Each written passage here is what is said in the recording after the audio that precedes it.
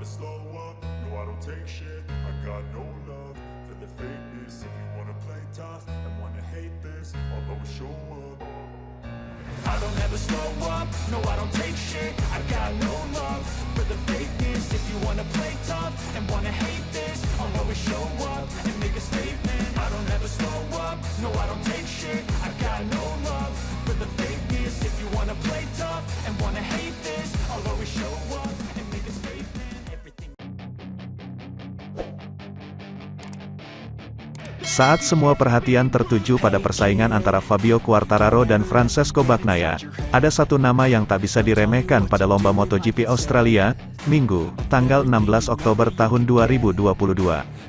Marc Marquez memang sudah terlempar dari persaingan perburuan gelar juara dunia MotoGP musim 2022 ini. Namun, reputasi pembalap tim Repsol Honda itu di sirkuit Phillip Island bisa saja mengacaukan duel Quartararo, Monster Energy Yamaha MotoGP, dan Bagnaia, Ducati Lenovo. Dalam wawancara terakhir sebelum GP Australia, akhir pekan ini, Marquez mengaku akan mewaspadai perubahan cuaca secara tiba-tiba yang kerap terjadi di Phillip Island. Namun bila cuaca normal, nama Marquez jelas tidak bisa diremehkan di GP Australia.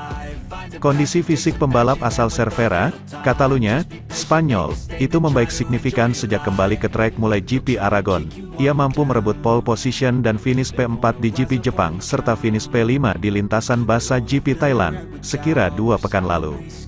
Faktor sejarah GP Australia juga tidak bisa dipisahkan dari karir balap Marc Marquez. Ia tercatat 4 kali naik podium utama, 125cc 2010 dan 3 di kelas MotoGP pada 2015, 2017, dan 2019 saat terakhir Grand Prix menyambangi Australia.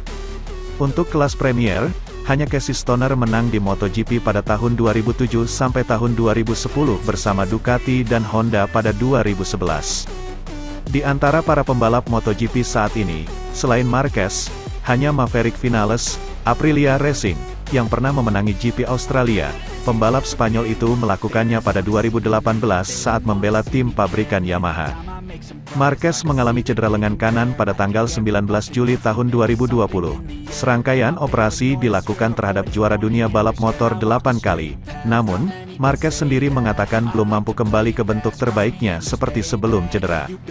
Marquez mungkin benar karena The Real Marquez pastinya tidak akan dilibas oleh Johan Zarco, Pramac Racing, pada lap terakhir lomba di lintasan basah sirkuit Chang, Thailand, yang memaksanya turun ke P5.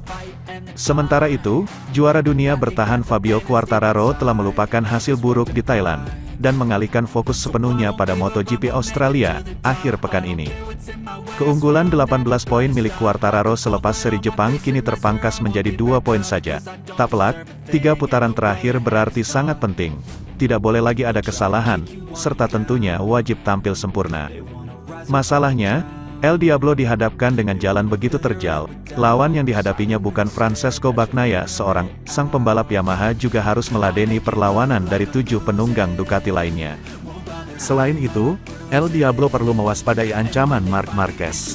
Lantaran tanpa beban, The Baby Alien berpotensi besar mengacak-acak barisan depan. Sementara rider Aprilia, Alex Espargaro, pastinya ikut panaskan pertarungan. Walau menyadari beratnya persaingan, terutama dalam 2 balapan beruntun ke depan, Quartararo justru bersikap tenang. Latihan keras dan persiapan maksimal sudah dilakukannya secara intens, terpenting adalah tidak membuat kesalahan. Hasil di Thailand sangat mengecewakan. Tapi setelah Thailand saya bisa fokus bersiap-siap untuk bagian akhir musim ini, ucapnya dalam rilis Yamaha. Saya telah menghabiskan minggu ini untuk berlatih dan bersiap karena 2 balapan berikutnya saling berurutan, dan itu akan menjadi sangat penting. Namun saya tidak merasa khawatir. Kejuaraan sekarang adalah level playing field, jadi ini soal melakukan yang terbaik, bekerja sama dengan baik sebagai sebuah tim, dan mencetak poin sebanyak mungkin.